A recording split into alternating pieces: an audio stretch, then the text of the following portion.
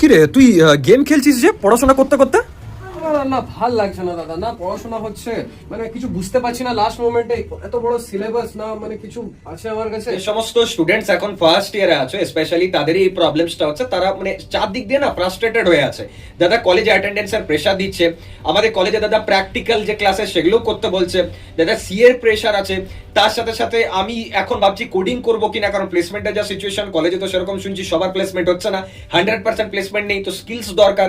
আমি দাদা Bengali medium থেকে এসেছি, আমি ইংলিশে প্রপারলি লিখতে পারি না, তো এত রকমের প্রবলেমস আছে। মানে আমি তো কিছু ডিফাইন করলাম জাস্ট, এগুলো ছাড়াও কিছু আনঅফিসিয়াল প্রবলেমস হয়। উইকে 5 দিন যাওয়া, এটা একটা আলাদা মানে এফোর্টস এর জায়গা। সেকেন্ড একটা অনেক বড় প্রবলেম, যেটা নিয়ে অন্য ভিডিওতে আমি কথা বলবো, যে দাদার কয়েক মাস পর বাবাকে আমার কলেজের ফিস জমা দিতে হবে, এডুকেশন লোনে অ্যাপ্লাই করতে হবে, স্টুডেন্ট ক্রেডিট কার্ডে অ্যাপ্লাই করতে হবে, স্কলারশিপের টাকাটা কখন পাবো। তো এত টেনশনের মাঝখানে নিজের যে প্রিপারেশন সেটা কিভাবে করবে। এবার আমি শুরুতে একটা কথা বলে দিচ্ছি, দেখো এখানে দুটো স্ট্র্যাটেজি আছে। একটা স্ট্র্যাটেজি যেটা ফ্রি, সেকেন্ড স্ট্র্যাটেজি যেটা পেড। এবার এই যে বাইফার্কেশনটা করলাম, এটা অ্যাকচুয়ালি এরকম করা ঠিক নয়। এটা এরকম হওয়া উচিত যে একটা স্ট্র্যাটেজি হচ্ছে যে যারা খুব ভালো স্টুডেন্ট, যারা সত্যি মেরিটোরিয়াস, যারা সত্যি স্টুডিয়াস স্টুডেন্টস তাদের জন্য। সেকেন্ড যেটা, সেটা হচ্ছে যারা অ্যাভারেজ, যারা সেরকম স্টুডিয়াস নও, যারা সেরকম পড়াশোনার অভ্যেস রাখো না, তাদের জন্য। ফার্স্ট যে স্ট্র্যাটেজিটা সেটা হচ্ছে যে দেখো তুমি যদি একজন ভালো স্টুডেন্ট হও, তার মানে তোমার পড়াশোনার অভ্যেস আছে, তুমি পড়াশোনা করতে পারো বা করেছো।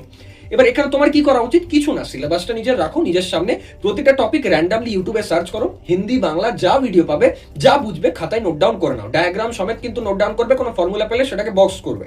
এটা তোমার স্ট্র্যাটেজি হোক। তারপর মানে এটা হয়ে যাওয়ার পর তুমি কি করো, প্রিভিয়াস এর যে কোশ্চেনগুলো আছে না, সেগুলোকে একটু লেখার চেষ্টা করো। যদি দেখো লিখতে পারছো বা মানে মোটামুটি হচ্ছে, তাহলে ঠিক আছে। যদি না হচ্ছে, তাহলে আমার অ্যাপে এসে যাও, সৌরভ চক্রবর্তী যে অ্যাপ, সেখান থেকে কোর্স কিনে ওখান থেকে পড়ো তুমি, এবং ওখান থেকে লেখার চেষ্টা করো। ওখানে যা কন্টেন্ট আছে, কি আছে না আছে, সেটা তুমি কিনলেই বুঝতে পেরে যাবে। Second strategy is for average students, বা যারা একটু মিডিওকার স্টুডেন্ট তাদের জন্য, যেটাই সংখ্যাটাই বেশি। তাদের কথা আমি যদি বলি, তো তারা ইউটিউবের লেকচারে ডিরেক্টলি প্রথমে যেও না, তারা অ্যাপের কোর্সের নোটস আগে পড়ো। চ্যাপ্টার ওয়াইজ যে নোটস আমি দিয়েছি না, সেটাকে আগে রিডিং পড়ো। তুমি দেখো যে কোন জায়গাটা বুঝতে অসুবিধা হচ্ছে। ধরো কোনো ল্যাপলাসের জায়গা আছে, বা ফুরিয়ারের জায়গা আছে, বা কোনো ধরো লজিক গেটসের জায়গা আছে, সেই জায়গাটা ইউটিউবে শুধু সার্চ করো, সেই জায়গাটা খাতায় শুধু নোট ডাউন করো। মানে দুটো স্ট্র্যাটেজি কিন্তু ডিফারেন্ট, একদম ডিফারেন্ট। তো এটা ফলো করে দেখো। আমি তোমাকে বলছি, তোমার সেমিস্টার এক্সামিনেশনে কিন্তু 9 সিজিপিএ কেন, মানে তোমার কোনো উইদাউট ব্যাকলগস একটা ভালো সিজিপিএ আসবে। যারা টপার তাদের ভালো সিজিপিএ আসবে, যারা মিডিওকার স্টুডেন্ট তারাও যদি একটু এফোর্টস ঠিকঠাক দাও, তাহলে কিন্তু তোমার ভালো মার্কস আসতে বাধ্য। কারণ এখন অব্দি প্রচুর স্টুডেন্টস কোর্সেস থেকে পড়ে ভালো ফিডব্যাক দিয়েছে, তারাও প্রিপারেশন করেছে, নিজের এফোর্টস দিয়েছে, এবং আলটিমেট যে রেজাল্ট সেটা কিন্তু নো ব্যাকলগস।